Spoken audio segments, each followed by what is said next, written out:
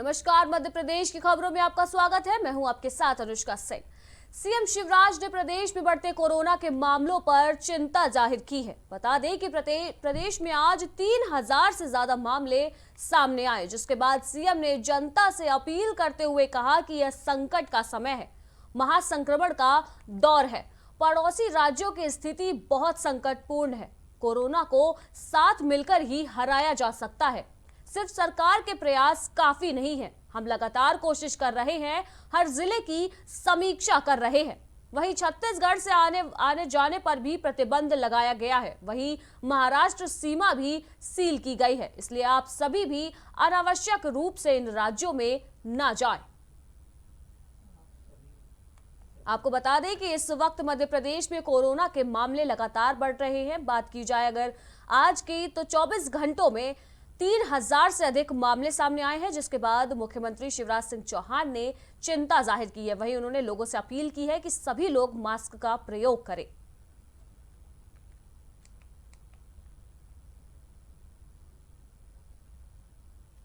के तौर पर वैक्सीनेशन को लिया, कई जिलों ने बहुत महत्वाकांक्षी लक्ष्य तय किए और पूरी ताकत से जुटे, लेकिन आगे वैक्सीन की कमी नहीं आएगी। भारत सरकार से डोजेज लगातार हमको मिलेंगे। जितनी संभावना थी उससे भी ज़्यादा वैक्सीनेशन कई जिलों ने तो 150-200% वैक्सीनेशन कर दिया। वो ज़रूरी भी है, लेकिन अब 6 अप्रैल को भारतीय जनता पार्टी अपना स्थापना दिवस मनाने जा रही है। वहीं 14 अप्रैल को भारत रत्न भीमराव अंबेडकर जी का जन्म दिवस है। पार्टी ने इन दोनों ही पर्वों को उत्साहपूर्वक एवं कोरोना गाइडलाइन के अनुरूप मनाने की तैयारियां शुरू कर दी है। इसकी जानकारी प्रदेश के महामंत्री भगवान दास सबनानी ने दी। उन्होंने बताया कि पार्टी ने यह तय किया है कि 6 अप्रैल को स्थापना दिवस सेवा ही संगठन की थीम पर मनाया जाएगा। वहीं डॉक्टर अंबेडकर की जयंती पर पूरे प्रदेश में कार्यक्रम आयोजित किए जाएंगे। पार्टी के प्रदेश अध्यक्ष विष्णु दत्त शर्मा ने कार्यक्रम को लेकर उन्हें प्रभारी नियुक्त किया गया है। भारत रत्न डॉक्टर भीमराव अंबेडकर जी की जयंती पर 14 अप्रैल को प्रदेश के सभी मंडलों पर बाबा साहब के चित्र एवं प्रतिमा पर पुष्पांजलि भी अर्पित की जाएगी। सेवा बस्तियों में रहने वाले अनुसूचित जाति एवं अनुसूचित जनजाति वर्ग के वरिष्ठ एवं गणमान्य नागरिकों व मेधावी विद्यार्थियों का भी सम्मान किया जाएगा। तो आपको बता दें कि 6 अप्रैल को भाजपा का स्थापना दिवस है, जिसको लेकर आज जानकारी दी गई है। वहीं बताया गया है कि 6 अप्रैल को स्थापना दिवस और 14 अप्रैल को भीमराव अंबेडकर जयंती, दोनों ही कार्यक्रमों को प्रदेश भर में बेहद ही उत्साह के साथ मनाया जाएगा तथा दोनों ही पर्वों पर प्रदेश भर में कार्यक्रम आयोजित किए जाएंगे। कोरोना काल में कोरोना की गाइडलाइन का पालन करते हुए हमने सभी कार्यकर्ताओं से आग्रह किया है कि अपनी पार्टी के स्थापना दिवस को और अपने गौरवशाली इतिहास को, भारतीय जनता पार्टी के विकास को कार्यकर्ताओं के साथ बातचीत करना। सभी बूथों के अध्यक्ष जो है अपने अपने घरों पर भारतीय जनता पार्टी का ध्वज लगाएंगे, मिठाई वितरण करेंगे। साथ ही हम अपने इस विरासत को समझें, इसको जानें और इसके बीच में हमारी कितने बलिदान हुए, कितने लोगों का त्याग और समर्पण इस पार्टी को खड़ा करने में लगा है, ये जानकारी भारतीय जनता पार्टी के प्रत्येक वर्तमान के कार्यकर्ता और आने वाली भविष्य की पीढ़ी को होना चाहिए। इसलिए इंदौर से नगर निगम की गुंडागर्दी का मामला सामने आया, जहां निगम के कर्मचारियों और अधिकारियों ने प्रेस की आजादी पर हमला किया। बता दें कि नगर निगम के लगभग 50 कर्मचारी और अधिकारी खुलासा फर्स्ट अखबार के शॉपिंग कॉम्प्लेक्स एबी रोड स्थित कार्यालय में जबरन घुस गए और अखबार के कार्यालय में तोड़फोड़ की गई। अखबार के कर्मचारियों ने जब निगम की इस गुंडागर्दी का विरोध किया तो निगम कर्मचारियों और अधिकारियों ने अखबार के स्टाफ के साथ जमकर मारपीट की। दरअसल खुलासा फर्स्ट अखबार नगर निगम की गुंडागर्दी के विरोध में लगातार खबरें प्रकाशित कर रहा था, जिससे बौखलाकर इंदौर नगर निगम ने इस हरकत को अंजाम दिया। तो इंदौर में आज प्रेस की आजादी पर हमला किया गया है, जहां नगर निगम की खुलेआम गुंडागर्दी देखने को मिली, जहां नगर निगम ने विरोध करने वाले एक अखबार को निशाना बनाया है। वहीं अखबार में मौजूद कार्यालय में मौजूद कर्मचारियों के साथ जमकर मारपीट भी की गई है।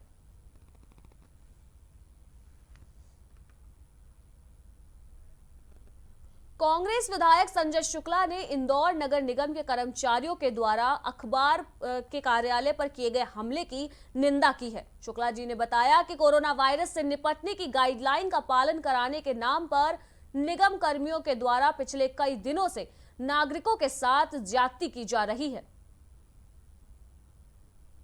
तो आपको बता दें कि इंदौर में आज नगर पालिका कर्मचारियों की खुलेआम गुंडागर्दी देखने को मिली, जिसके बाद कांग्रेस विधायक ने इस हमले की निंदा की है। वहीं उन्होंने मांग की है कि इस हमले पर जल्द से जल्द कार्यवाही की जाए और दोषियों को जल्द से जल्द सजा दी जाए।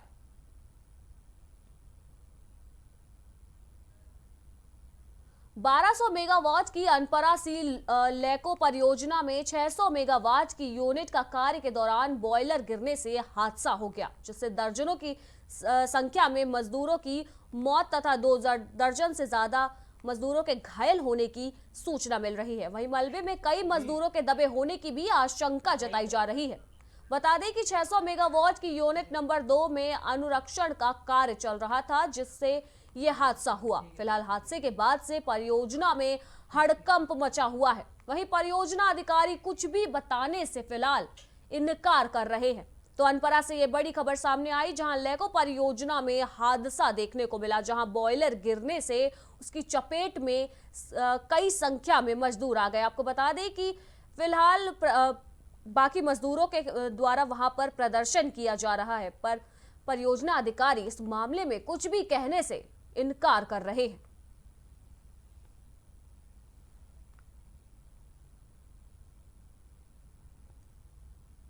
अलीराजपुर जिले में तेज रफ्तार का कहर देखने को मिला, जहां एक अज्ञात वाहन ने बाइक सवार युवक को टक्कर मार दी, जिससे युवक की हादसे में मौत हो गई। बता दें कि घटना ग्राम आम्बुआ के जोबट रोड पर हुई, जहां अज्ञात वाहन ने सामने से आ रही मोटरसाइकिल सवार युवक को टक्कर मार दी।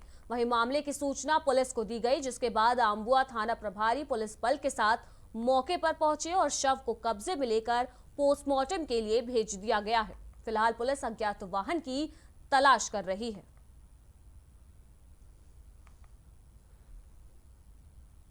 धार जिले के कुक्षी में राजस्व विभाग व पुलिस विभाग की संयुक्त कार्यवाही देखने को मिली, जहां फर्जी पट्टा बनाकर सील लगाकर देने वाले एसडीएम विवेक कुमार, संयुक्त कलेक्टर जानकी यादव सहित पूरी टीम ने एक अभियुक्त को धर दबोचा। बता दें कि निसरपुर में रहने वाले दिनेश को निसरपुर उनके निवास से ही कई फर्जी दस्तावेजों के साथ पुलिस ने गिरफ्तार किया है। साथ ही उनके द्वारा नकली पट्टे बनाने तथा फर्जी साइन और सील भी बरामद की गई है।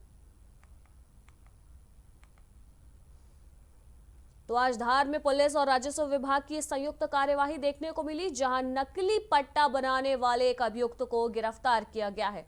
आपको बता दें कि पुलिस ने छापेमारी करते हुए अभियुक्त के निजी आवास से नकली पट्टा बनाने के कई उपकरण भी बरामद किए हैं। साथ ही अभियुक्त को भी गिरफ्तार कर लिया गया है।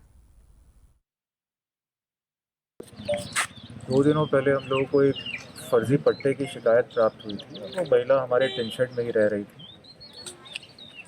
तो उस आधार पर हम लोगों ने सबसे पहले अंदरूनी जांच करवाई। तो हम लोग को ऐसा शक हुआ कि दिनेश पाटीदार पिता नारायण आज इन्होंने इस क्षेत्र में फर्जी पट्टे बांटे हैं कुछ। तो फिर उसी को लेकर हम लोगों ने संयुक्त कार्रवाई पुलिस, रेवेन्यू विभाग और अपना भूअर्जन विभाग भी साथ में हम लोगों ने संयुक्त यहाँ पे कार्रवाई की है। फिर हमारी टीम लगभग 1.5-2 घंटे से यहाँ पे कार्रवाई की है। यहाँ पे दस्तावेज भी मिले हैं कुछ भूअर्जन अधिकारी के।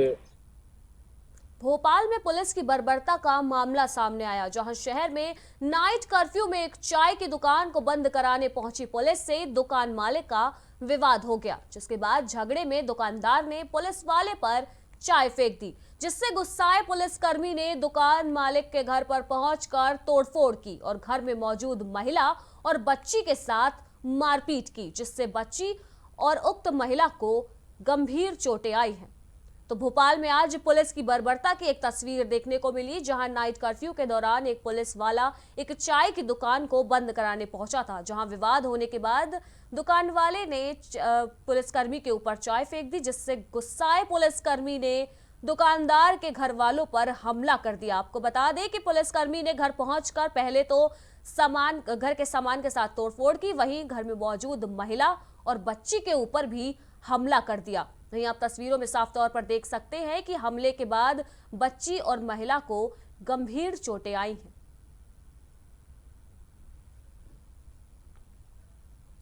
मंदसौर नारकोटिक्स पुलिस ने राजस्थान के एक युवक को ड्रग तस्करी के मामले में गिरफ्तार कर लिया। वहीं गिरफ्तार युवक की पुलिस अभिरक्षा में संदिग्ध मौत हो गई, जिसके बाद पुलिस युवक को जिला अस्पताल लेकर पहुंची और परिजनों को मामले की सूचना दी।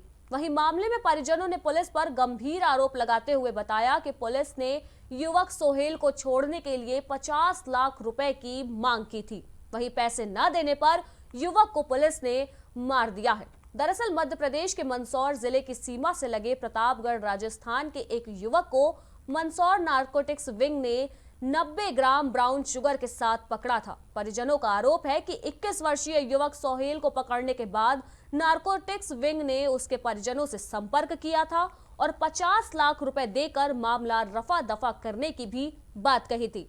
फिलहाल इस मामले में मंदसौर एसपी सिद्धार्थ चौधरी ने बताया कि युवक को अज्ञात मृत अवस्था में लाया गया था। ज्ञात हुआ कि नारकोटिक्स विंग द्वारा उसे 90 ग्राम स्मैक के साथ गिरफ्तार किया गया था और उसकी जब तबीयत बिगड़ी तो उसे अस्पताल लाया गया। अब इस संबंध में नियमानुसार जांच की जाएगी।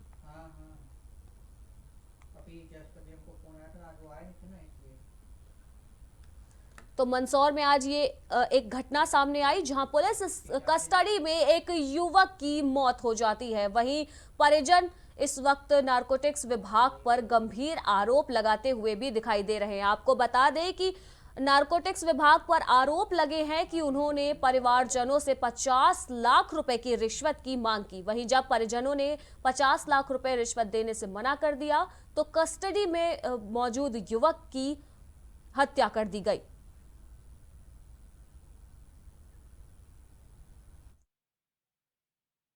आज 7:45 बजे करीब जिला अस्पताल से सूचना प्राप्त हुई थी कंट्रोल रूम के द्वारा कि एक व्यक्ति है जो 21 साल की उम्र है बताया जा रहा है, सोहेल पिता हामिद खान पठान, जो प्रतापगढ़ राजस्थान का रहने वाला है और वो मृत अवस्था में यहाँ लाया गया है।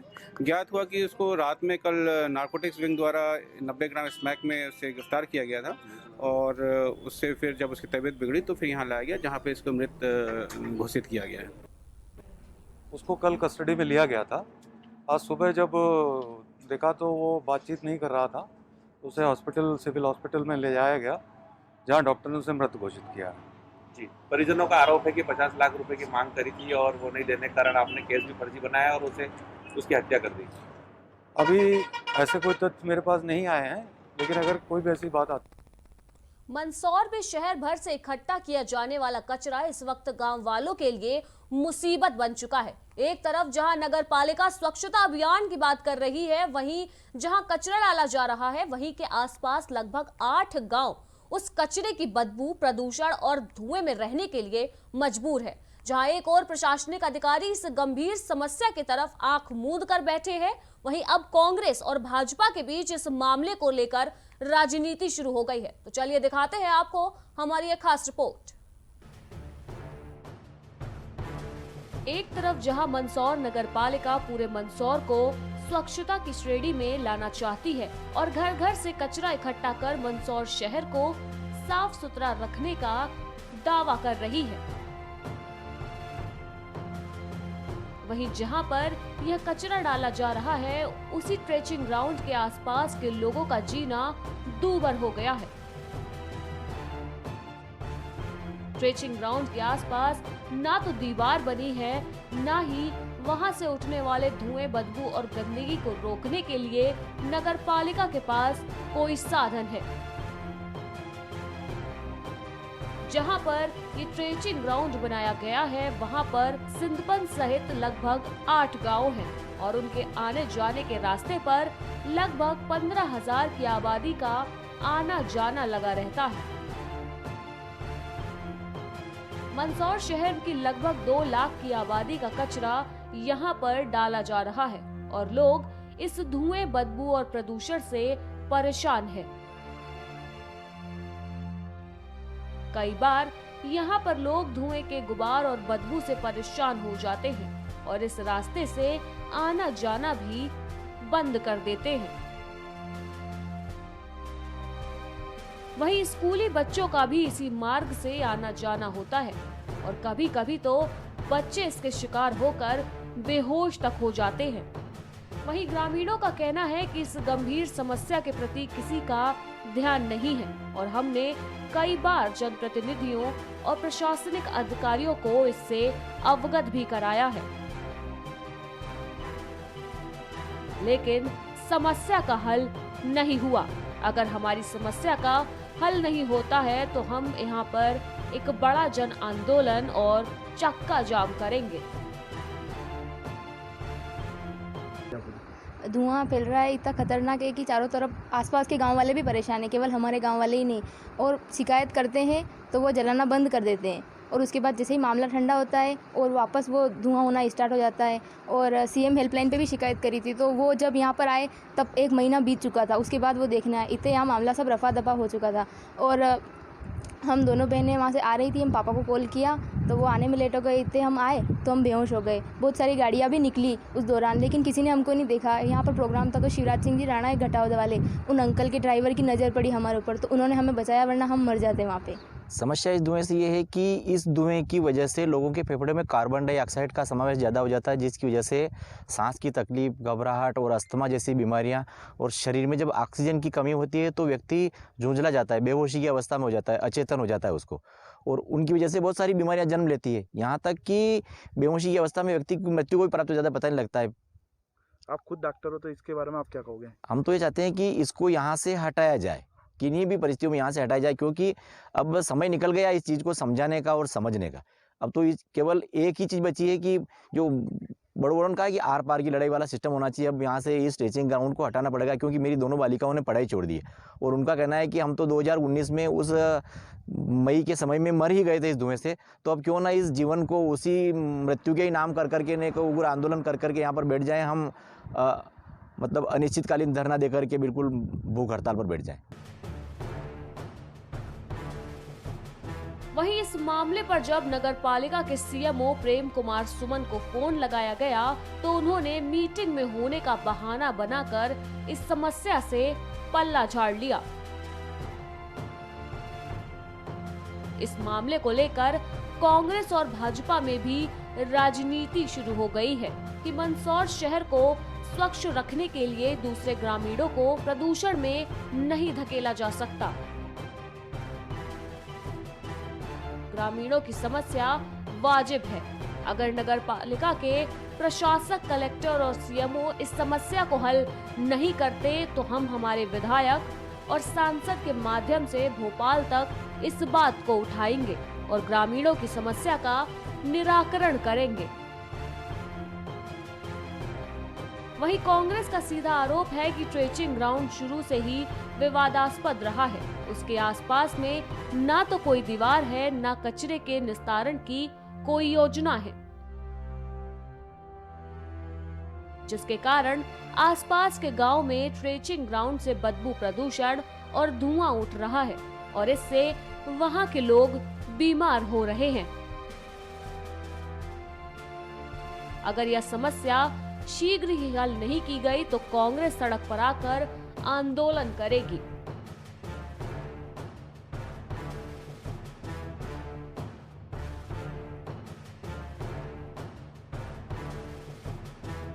प्रधानमंत्री नरेंद्र मोदी ने स्वच्छता अभियान का आह्वान पूरे देश के लिए किया था, न कि केवल शहरों के लिए। अजीब बात है कि नगरपालिका मंदसौर अपने शहर को तो स्वच्छ रखना चाहती है, लेकिन यही गंदगी वह गांव तक पहुंचा देती है। सवाल उठता है कि क्या स्वच्छता अभियान सिर्फ शहरों तक सीमित है और परेशानियों का सामना गांव वालों को क्यों करना पड़ रहा है? समस्या गंभीर और वाजिब है। ऐसे में देखना अहम होगा कि नगरपालिका मंदसौर इस समस्या का निराकरण कब तक करती है। मंदसौर से प्राइम टीवी के लिए ललित शंकर धाकड़ की रिपोर्ट।